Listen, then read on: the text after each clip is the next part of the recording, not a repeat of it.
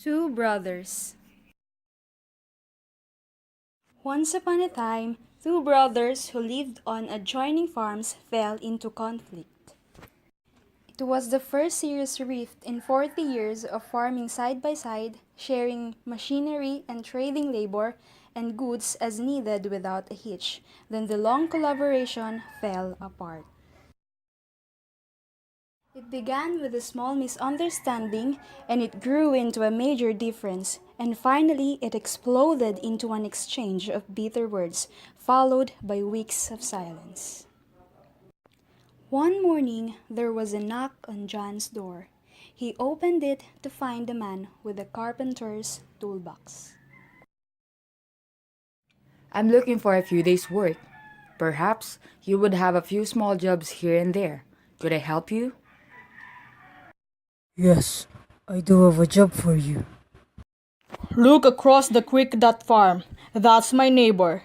In fact, it's my younger brother. Last week, there was a meadow between us, and he took his bulldozer to the river levee. And now, there is a creek between us. See that pile of lumber curing by the barn? I want you to build me a fence.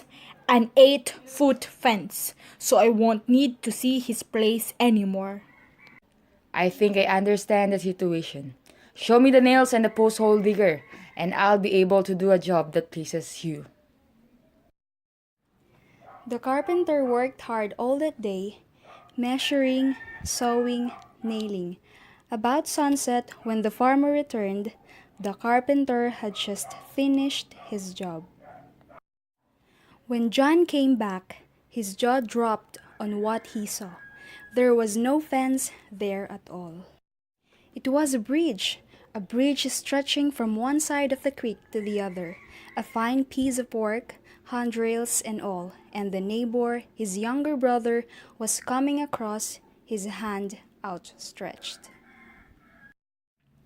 You are quite a fellow to build this bridge after all I've said and done.